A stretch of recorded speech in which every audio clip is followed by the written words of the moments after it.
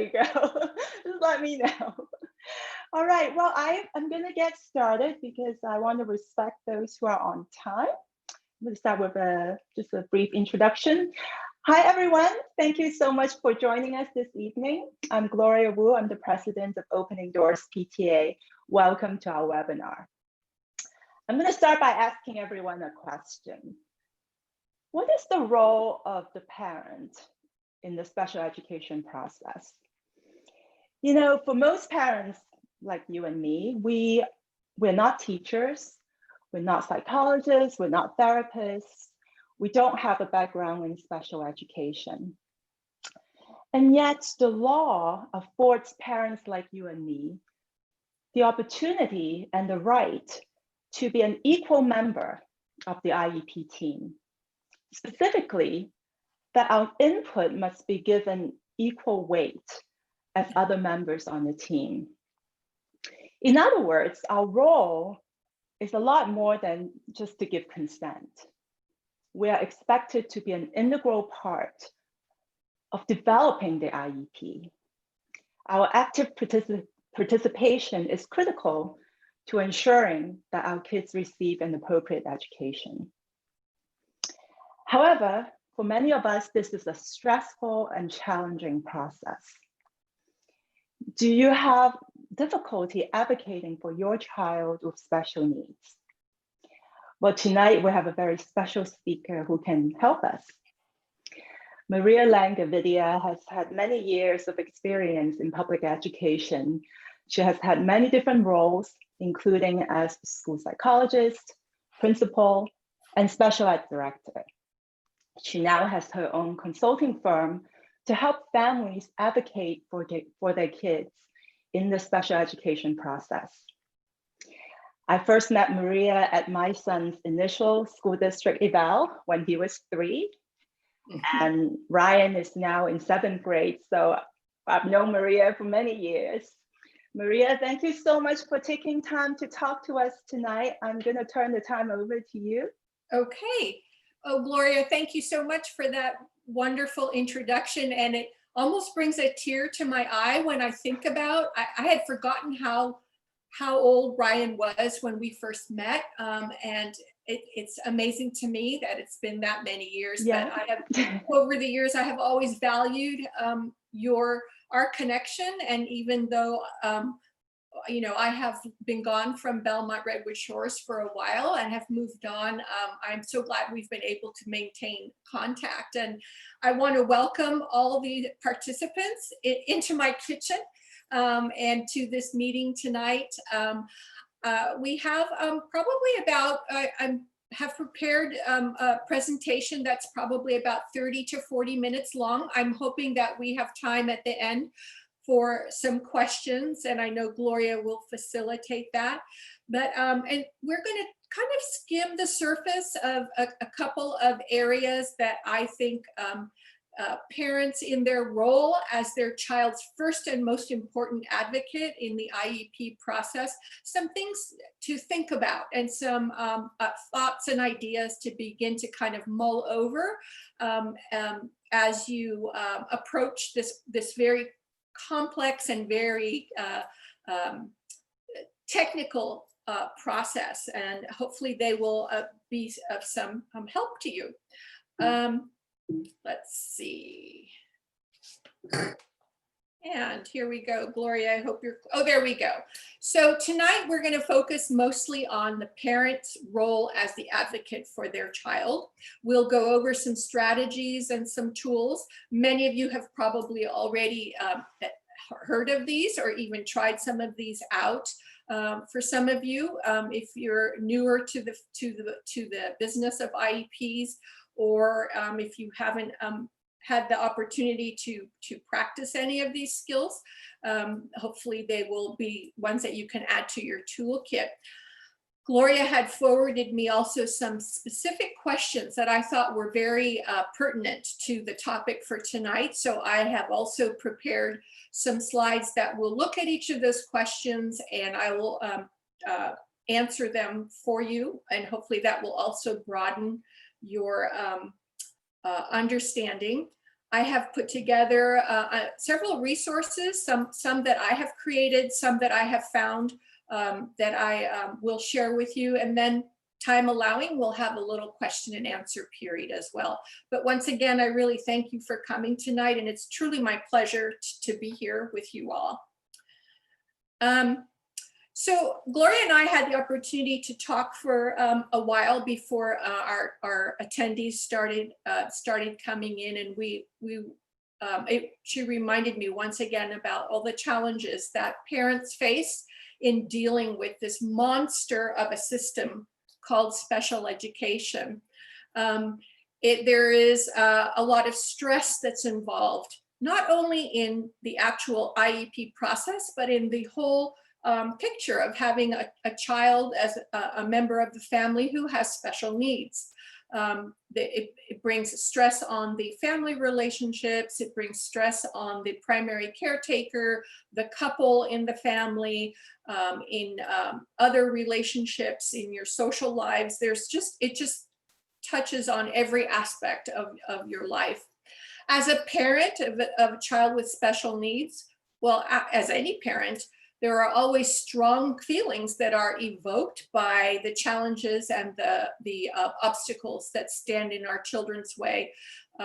When we have a child with special needs, those strong feelings become even more intense. And you're asked to deal with making decisions, planning for education, absorbing a lot of information while those feelings are kind of rolling around inside of you. And it makes it very difficult to manage all that incoming input. There's tons of paper. I think I always have, since I entered special education, I have learned the mantra, paper is my worst enemy. As an administrator and a practitioner, the IEP paperwork was always, we are always drowning in it. And you as parents of a child with an IEP with special needs are drowning in paper as well. And just managing all of those documents is a big challenge. You're asked to deal with multiple relationships. What do I mean by that? Well, for your child who is typically developing, who doesn't have a whole team of people attached to him or her, you already have, you have the role as a parent of building relationships with that child's teacher year after year, and as they get older, with multiple teachers in middle school and in high school, with administrators that are overseeing and responsible for your child's education. And that in itself can be a huge daunting task. Well, with your child with special needs who has an IEP, you multiply that by many people, by service providers at school, by service providers outside of school, lots and lots of people to constantly relate with, interact with, and manage. You feel, I know that parents of students, as I've talked with parents over the many, many years, they begin to feel like they're their child's case manager. There's a case manager at school, but also there's a home-based case manager, because there are so many things that have to be addressed and taken care of and scheduled and make sure that happen for your child, which is another layer of stress. And then of course now in this current time, we're on top of all of that, we're also dealing with all the challenges and the roadblocks that COVID has brought, and being in a shutdown during the pandemic has brought to all of our lives, again, exacerbating how we manage our children's education. So these are definitely daunting aspects of being a parent of a child with special needs. So part of the reason why I'm interested in my new work, in my new role as a consultant and an advocate, part of my job, my primary role is to make sure that we all keep our focus on the child. But right behind that, I feel like it's my obligation and my wish to help parents build that capacity to maneuver through all of those challenges, and to be able to build their capacity for being their child's advocate as well. Not to say that we are asked, that any of us would expect parents to go back to school and train to be an advocate or to take on that role, because sometimes everybody needs some support. And so having another party in the room with you, a neutral party or a third party, is the right thing to do. But until you get to that point, there are lots of things that you can do, lots of skills that you can add to your collection of your menu of skills to help make it a little bit easier for you. And so one of the things I'd like you to start thinking about as you think about the role of advocate is, what exactly does being an advocate mean? And so I've thrown some words out there that might help to kind of define that, and might make it, as a parent, might resonate a little bit more than that word advocate, which sounds very kind of removed from what you do every day for your child. As an advocate, a parent as an advocate is a champion for their child. You're their protector, you back them up, you're their supporter, you're the one that goes out there and kind of fights for their rights and fights for them to get what they need in school.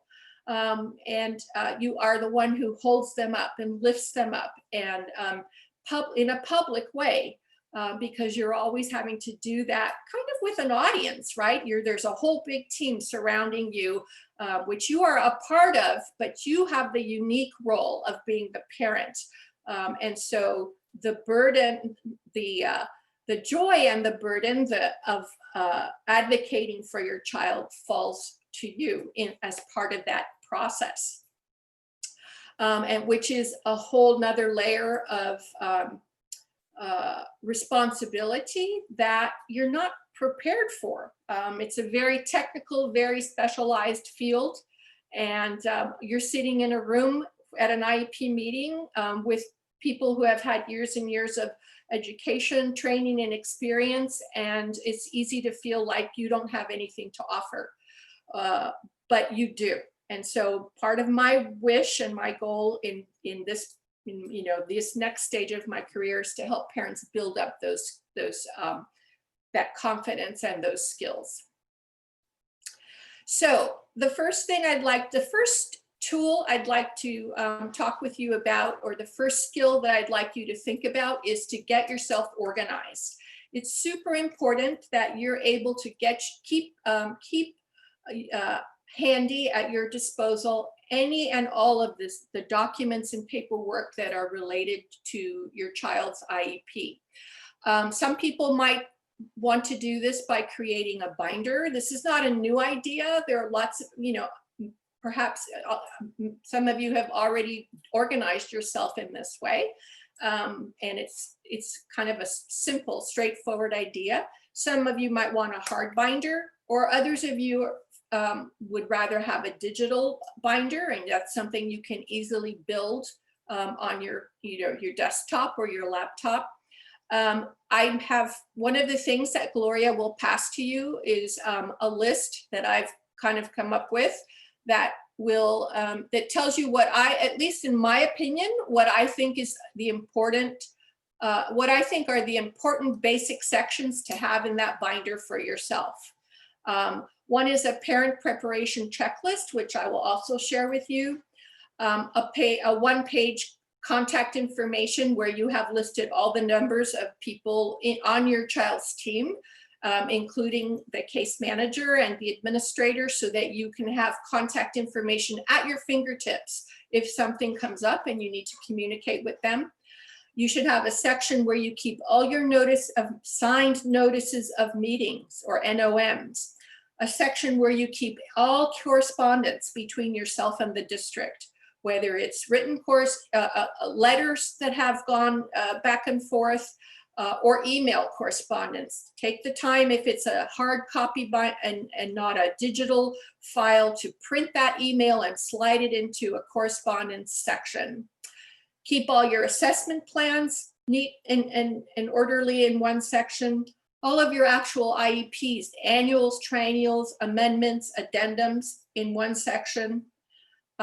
Keep your progress updates that you get quarterly or semesterly, or however trimesterly, however your district does, progress updates in one section, all your releases and consents, so you can stay on top of making sure that if there are any that are expired or that have been out there or that you want to withdraw your consent for, that you know what's out there, and because you have a copy.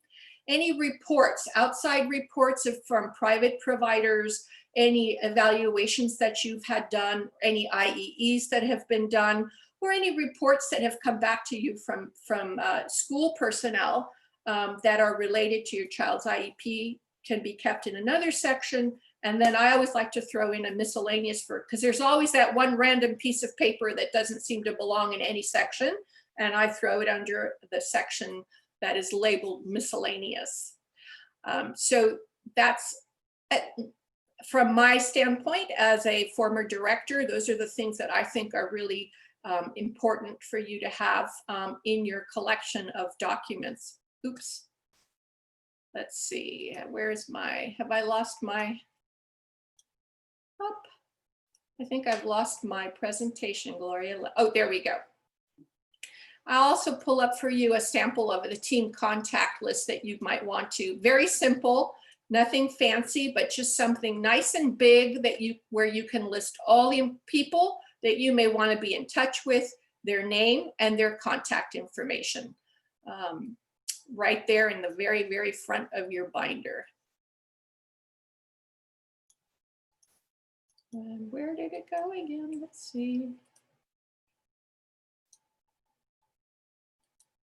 Gloria, I'm not sure. Oh, here we go.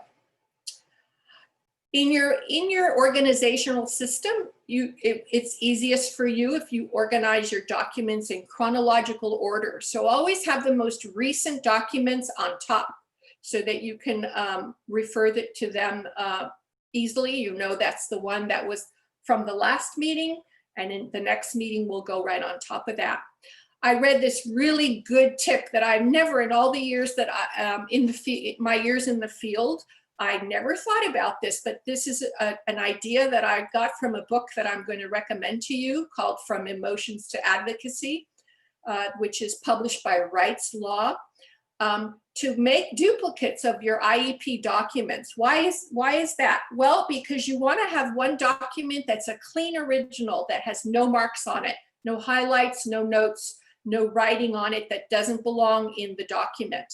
But you also may want to have a duplicate where you can make notes for yourself, that you can highlight things, you can mark important points or important pages that you want to go back to or you want to refer to when you're in a meeting, so that you have one working kind of a worksheet version of your IEP or your document and one clean copy that isn't going to have any markings on it. You never know when you need to have a clean copy for some reason. If you need to share your IEP records with either somebody in the district or outside of the district, and having a clean copy is a great thing to do. If you haven't, once you organize your binder, if you have any gaps, you are entitled to have copies from the district. So you should reach out to that department and ask for copies of whatever you have that's missing. I encourage you to keep your binder in a safe and private place so that it's not out in your house somewhere where a guest, if we ever get to have visitors ever again, might come in and see it, or your child, the kids get into it or whatever, just for the kind of the dignity and the privacy of the child whose documents are in there. And just for basic document safety. It is a legal contract, so you want to treat it like you do all the other important papers that you have in your household.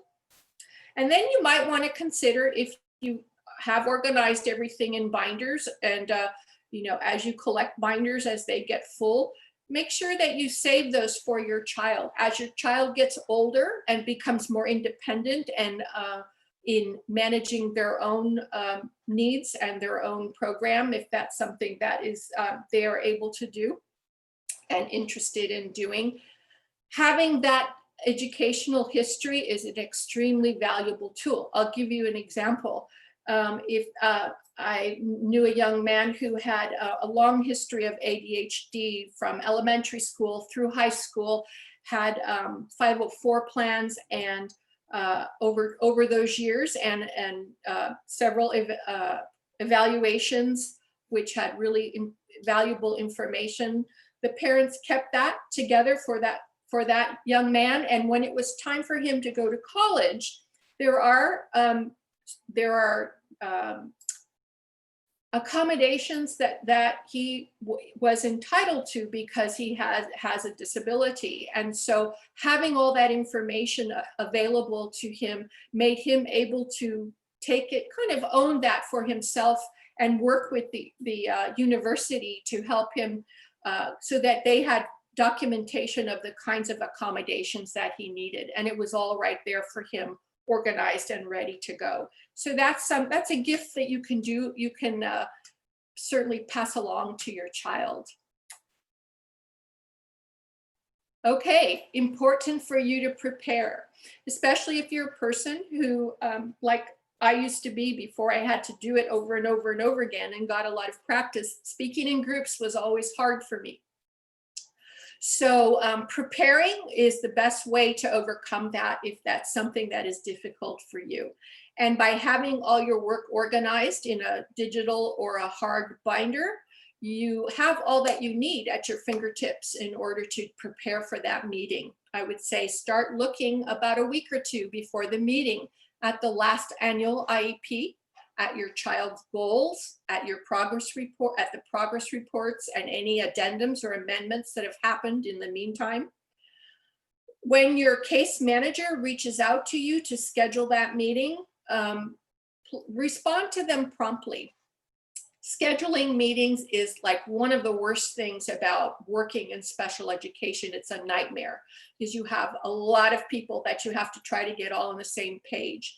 And of course, we want the parent to have the first choice of the available time so that it is most convenient with the parent. So it's really helpful to the staff if parents respond promptly when it comes to scheduling the meeting. A little kind of caveat to that is if you are sent a date without having any input into what the date is and just expected to attend, don't accept that date. You have a right to have a conversation with that case manager about which of the options that are open is the most convenient for you. So if you are kind of imposed with a date that isn't working for you, don't feel like you have to accept it. You pick up the phone or send an email, let that case manager know that that's not going to work for you. Another way to respond to a meeting that won't work for you is by returning the notice of meeting. And there's an option there for you to say that you can't make that date, but you can recommend some dates that you are available. And I encourage you to use that option if you have not been part of the conversation in scheduling the meeting. It's a good practice to ask to review a draft of the IEP or reports in advance of the meeting. It's really hard to ask for the rest of the team to turn those over really far in advance, but a few 2-3 days in advance is not an unreasonable request. So I encourage you to do that so you can kind of prepare for what's coming and you have some time to mull it all over. Especially if it's a big meeting like an initial or a triennial, where you're going to get a lot of information thrown at you. Jot down your questions so that you're prepared for what you want to ask at the meeting. Think about any concerns that you have that have come up since your last meeting or conversation with teachers or staff, and be sure to include in your notes areas of strength and improvement that you've observed in your child, because you will be asked about that, and that should be documented in the IEP. You will also be asked to document your concerns, and it would be good to be ready to have those at hand so that you're not kind of groping around trying to think about what those concerns are that you have. And again, if you're nervous, write it down. If you're really nervous and you don't want to speak at all out loud in the meeting, or you don't want to speak a lot, write a narrative, write a couple of paragraphs about what you'd like to say. Read it out loud. You can read it word for word. Nobody's going to laugh or be critical about that. It's an okay thing to do. And then you can ask for that to be attached to the document as part of the IEP. Communication, so important. It's really, one thing I didn't say at the beginning that I was chatting, Gloria and I were chatting, is that it's another thing that's really important to me as part of my current practice is, besides the first thing being the focus on the child and supporting parents and helping them build their capacity for advocating for their child at IEPs. And the third thing is to help parents build and maintain good relationships with their districts. So important. Again, ultimately, because when the parents and the district are on good terms and communicating well and negotiating and coming to some agreement, working out their problems well together, the child is the one that benefits from that. So communication is a really important component to that. So be a good listener and an active participant at the meeting. If you have any concerns, do not hesitate to bring them up, whether it's in between the IEP meetings or at the IEP meetings, bring them up, because concerns that are not, the longer an issue goes on without being addressed, the more corrosive that is to the relationship between the parents and the school district. It takes away opportunity to build trust and to know that when you're bringing up your worries, they're going to be addressed. So please don't hesitate to bring up your concerns. It's important, especially in the meeting, and this is a challenge for parents, because we are parents and there's a lot of feeling involved and emotion involved in how we are approaching our child's education, a lot of passion. It's important to work to keep that emotion and those strong, intense feelings out of your communications with the school district. Those emotions, strong emotions that make people, even though it's not the intention, make people feel judged or criticized, and tends to put them on the defensive, and then they shut down. And then, and that goes both ways, by the way. I say the same thing to school and district staff. So we don't want communication to shut down. We want to keep it open. So the more we can be factual and objective in that moment, knowing that all those feelings are there and they exist, but that they don't serve a good function in a conversation at an IEP meeting. In terms of negotiating and working out what your child's program will be. Avoid criticism, outbursts, and complaints. Present your feedback in objective and factual ways. Now, so what I don't want to negate, though, in saying that, those are just good communication strategies. I also want to acknowledge and say that it's totally okay that if the emotions rise up, and I've seen this happen a lot of times, and they especially feelings of frustration or sadness or even grief, that is okay too. Everybody in that room is prepared to be supportive around that and to help with that. So, I don't want you to feel like those kinds of feelings, that there's no place for feelings like that in this process. If you feel bullied or pressured, and we all know what that feels like, or you feel like nobody's listening to what you're saying, bring that up, say so, make a statement about that. And of course, if that continues, those might be the moments when you might want to think about, maybe I need somebody else to be in the room here with me to support me with these difficult kinds of communications. If you feel like things are tense or you need a break, you can ask for a break.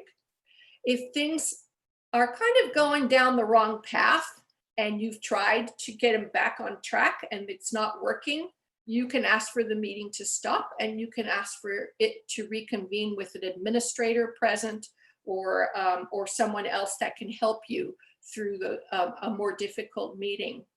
And then lastly, just recognize that throughout your child's school career, you will, whether they are special needs or not, you will all encounter all different types of people.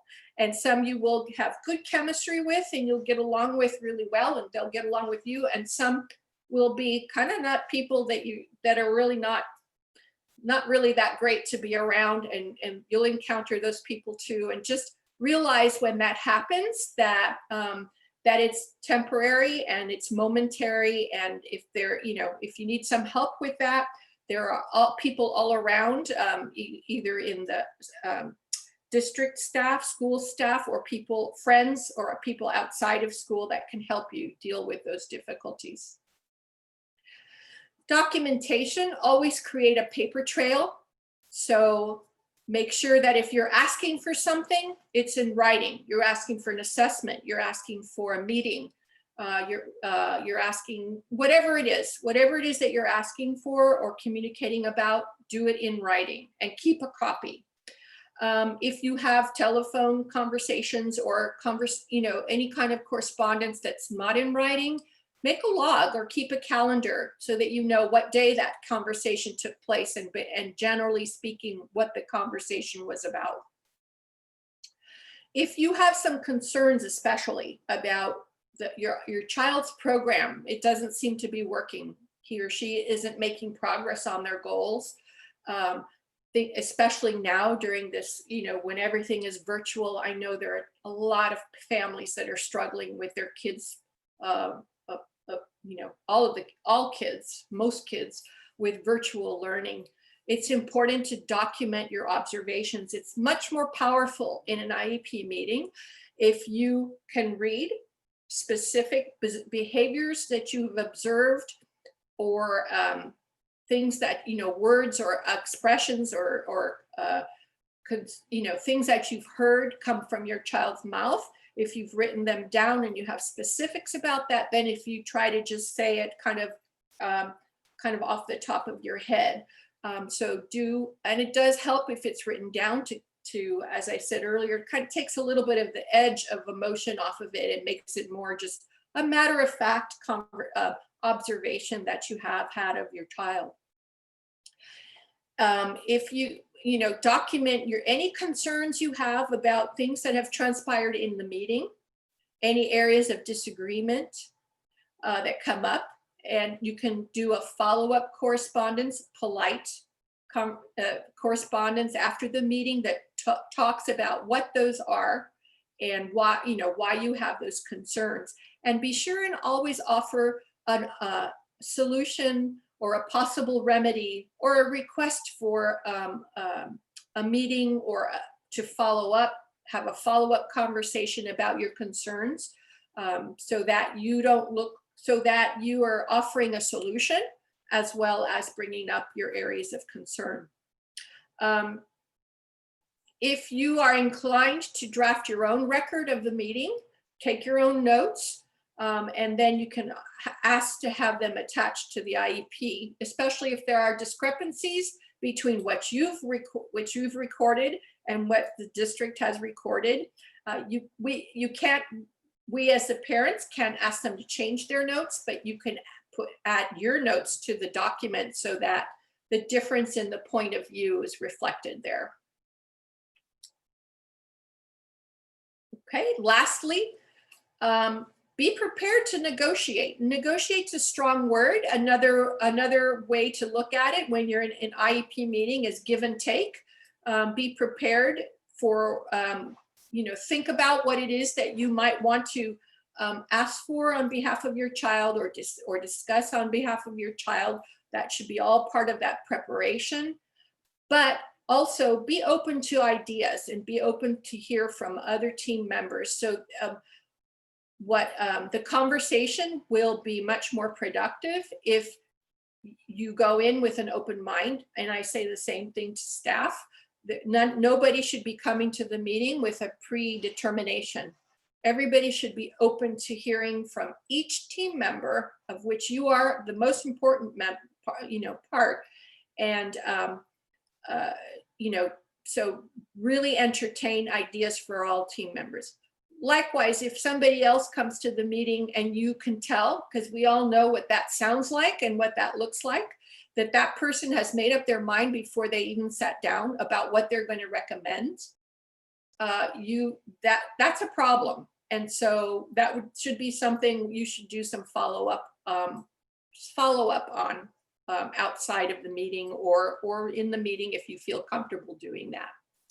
Be constructive and creative with solutions. If you do have disagreements, try to work them out at that level of meeting. Be willing to have a back and forth, and realize that sometimes it's important to have, some of the details are really important to kind of take a stand on, and sometimes there are things that you can kind of give a little on or take a little on, when it comes to, say, the number of minutes for a certain service, or to try something out on a trial basis, or other things like that. So I guess pick your battles. The important thing is to make sure that generally overall your child's needs are being met. Your child continues to make progress moving and moves forward in their the goals that are outlined in their IEP, and overall the entire team is heading in the right direction for your child.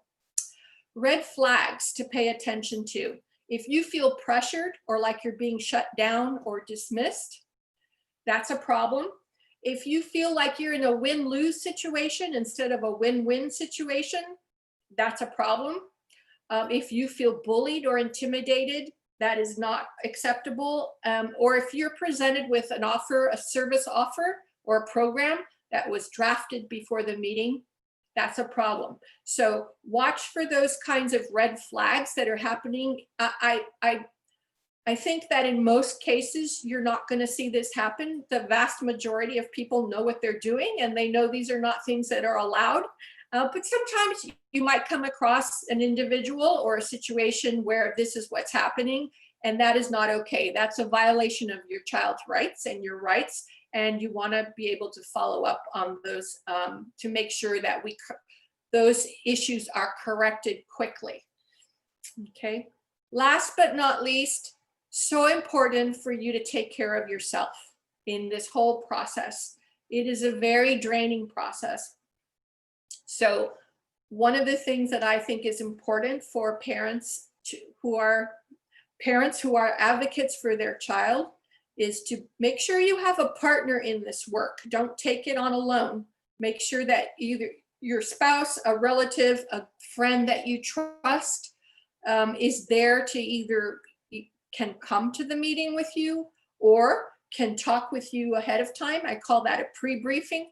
Can talk it through with you ahead of time as you're doing your preparation, or after the meeting can debrief it with you so that you can kind of think through what happened and what follow-up you might want to do, if any. Make sure that you do that. Don't be in this alone. It can be very isolating and extremely overwhelming. It's a very difficult thing. So you want to have a buddy, whoever that is, you want to have a buddy. Make sure you get a break from time to time and in life in general. Schedule it in if you have to, and see if that buddy can help you out with getting a break. If the kids are, if your child is engaged in learning and virtual learning, and it's a time when you can sneak away and read a book for 20 minutes or take a hot bath or whatever, just be sure to do something good for yourself. And I say that with being somebody who has a very hard time with that myself. It's easier for me to say it to other people than it is to do it, but it's so important that we take good care of ourselves in this very, very hard work. Eat well and sleep enough, and continue always to build positive relationships with your school staff and your administrators.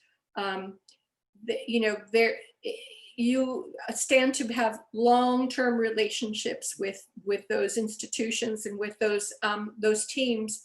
And in the vast majority of situations, they can be a boon and a real support for you as you go through this process. So it's really important, I think, to be committed to keeping things as positive as possible. On the other hand, if things are going down the wrong path, or if your child's rights are being violated, that is the time when you do need to do something about correcting that situation. And lastly, I'd like you to just have compassion and forgiveness for yourself. Practice that, because there are going to be times when things are not perfect, and there are going to be times when you're going to want to be critical of something you did or something you said, and that is not going to be helpful to you or your child. So I just want you to be kind and good to yourself so that you can do this work, which is in many cases, not in every case, but in many cases, a long-standing path that you're going to be traveling with your child. So that's all I have there. So that's my last slide in terms of advocacy. And then Gloria, I do have those questions that you forwarded, which is the next section. Did you want me to go right into that, or do you have questions that you'd like me to answer that in the chat room? We do have a few questions here. Maybe I'll just quickly ask the questions that we've received so far, and then you can wrap things up with the rest of your slides. How often, first question, what is the difference between an IEP and a 504? Oh, okay. So just in a nutshell, an IEP, they're two different laws that regulate or that have jurisdiction over those two different programs. And one is the IDEA, and one is the Disability and Rehabilitation Act of, I forget what year it was, 19 something. And generally speaking, although over the last, I would say 10 years, those two programs have become more alike than they are different.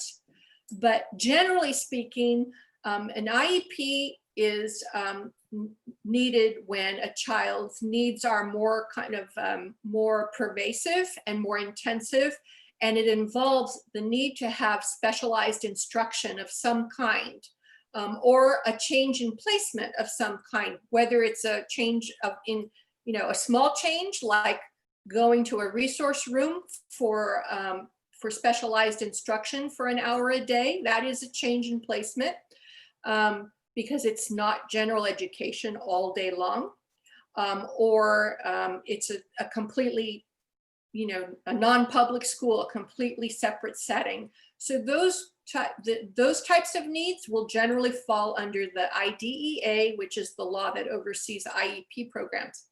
A 504 plan is, generally speaking, for children who may need some specialized services, but primarily what they need is accommodations in a regular classroom setting. So they might need extended time on tests. They might need to sit in a certain part of the room, or they might need. There are all kinds of accommodations that can be used for students who have disabilities that don't necessarily warrant more intensive services. Great. The next question has to do with asking your opinion on retention.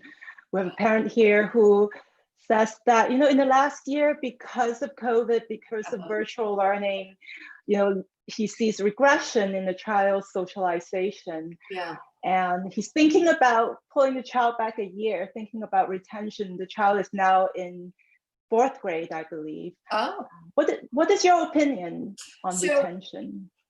Generally speaking, and in all my years as a director, I always tried to steer parents away from retention for children with special needs, because it's very tricky, because we don't really know if retention is generally for students who, if we know they had one more year of that curriculum or that program or services, that they would close a gap, right?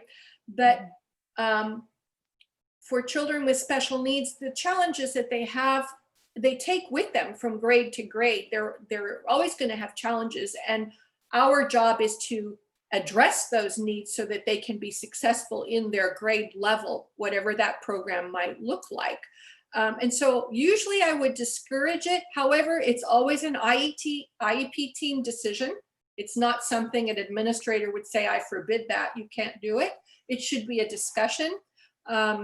Now, this year we have a kind of another layer of complications because of the pandemic. So even more so, I would say, you know, definitely ask your team to come together, tell them about your concerns, and have a team discussion about what it is that you want to accomplish for your child for the coming year. Great. Next question. How often should the IEP be held? You know, annually? How often? What's the minimum requirement, and can it be more than once a year? Oh yeah. The minimum, as I'm sure most of you have already experienced this, it has to be no less frequent than once a year. Actually, it's the day before a year, you arrive at a year. So it has to happen before the year is up. But if there's there's always room for creativity about the program that your child has. Maybe there's a need for a little bit more frequent check-in, like quarterly, or just maybe with certain team members, maybe you need to meet a little more often just to stay on top of certain things that might be certain aspects of the child's program. So they can be scheduled, generally the entire IEP is only to be reviewed once a year, but that doesn't mean you can't meet in between to talk about specific things. And parents can request that. Absolutely. Parents have the right to request that. Okay, yes. Great. And again, if you request it in writing, because the district has to respond within a certain amount of time. Great. Now, the next question is an interesting one. Maria, you talk about the importance of building relationship, and, the feeling of being bullied is a red flag. And this parent asks, what if the administrator is the bully? I hope it's not me. It wasn't me. Well, it depends on what level, because usually there is, is that the principal? Is it a district office administrator? Where is there room for another to bump it up to the next person and try that person? I mean, if you've gone all the way up to the director, and that person is, you're not happy with how things are going, even with that person, then that might be a time when you want to talk to somebody outside to support you, another parent, a professional, whatever makes you comfortable. But if I strongly encourage you to exhaust your internal options before you bring somebody in from the outside. And I know I've seen Gloria do this many times, and I think it's a wonderful, wonderful resource. Sometimes just bringing another parent with you it just does a lot. It changes the dynamic a little bit. It kind of puts people on alert, like, oh, he or she must be uncomfortable. They're bringing somebody else with them. Maybe we need to do something different here. Or that other person can speak on behalf of the parent who's being bullied and kind of call it out in a way that maybe the parent who needs the support isn't able to do without a partner next to them, which is normal. That's human. Everybody, who wants to be the one person that's singled out in a group? Right. So there are different ways you can approach it. Gloria, maybe you have some thoughts on that too, because you've done that so many times. Well, I think, like you said, bringing in another person often changes the dynamic of the situation. So I think that's a really good advice. And I also know that one of the questions I forwarded to you is regarding when there's a disagreement, right? When you're really disagreeing with the district, Yeah. what are some of those options? So I want to make sure you have time to address Yes. that. Should I move on? And Let me see. Go ahead. yeah, why don't you finish your slides, and then if we have time, we'll go back to some of these questions. Okay. If not, I just want everyone to know that I've included Maria's email in the chat, so they can reach out to you directly as well. So yeah, I'll let you continue, Maria. Okay. So one of the questions, Gloria Ford, is what questions should I ask the team? And I flipped that around a little bit, because the questions you will ask in a team situation are going to be as unique as the situation is. So I don't know how we can predict what those questions might be that would make sense, but I do think there are questions you should ask yourself, either before or during the meeting. And the main one is my child making progress? Always ask yourself that. That's the thing that we measure, whether the IEP is working. Did I have the opportunity to give my input? Yes or no? If you didn't, that's a problem. Are the team's recommendations based on data, not just opinion, not just anecdotal, stories about what happens in the classroom or in the setting, but data that's measurable data? And am I satisfied that the services will support my child? If not, what ideas can I bring to the team and for them to improve the situation? How do I know if my child's IEP is working? Same thing, observe your child's overall well-being. If you have a happy child, chances are that things are working. If they're making progress in their goals, either annual review or your quarterly progress updates, that means the IEP is working. If your child is not making progress, that's how you know that the program isn't working for them. It's really that simple. And what if I don't agree with the rest of the team? Okay, you should be very clear about it. State your disagreement, be a problem solver, propose some alternatives or potential solutions or a compromise. If you still can't come to an agreement, ask that your disagreement and your concerns be documented in the IEP. If it comes to the point where the IEP is completed and you can sign the IEP with exceptions, and I recommend that you do that, so you don't. If it's just one aspect of the IEP that you're not happy with, but everything else is okay, by signing with an exception, you're not delaying the rest of your child's services from happening. If you refuse to sign the entire document, then nothing can be implemented. So sign with exceptions if there's just one or two items that you're unhappy with. Get some input from someone you trust, and again, like we were mentioning earlier, ask for a follow-up meeting with a higher up. If your principal was the administrator, ask for a program specialist or for the department director to come to the next meeting. Oftentimes, my role as the director was not just to reiterate the position of the school district versus the parent. My role was to try and help mediate a solution. So that can be a very useful role for a district administrator who hasn't been at the previous meetings. If none of that works, you can always call the SELPA, and they will step in and assist to try and resolve the dispute with you before you have to go to a more legal avenue. So those are your options for sure. Best way to read an IEP, remember it's a contract.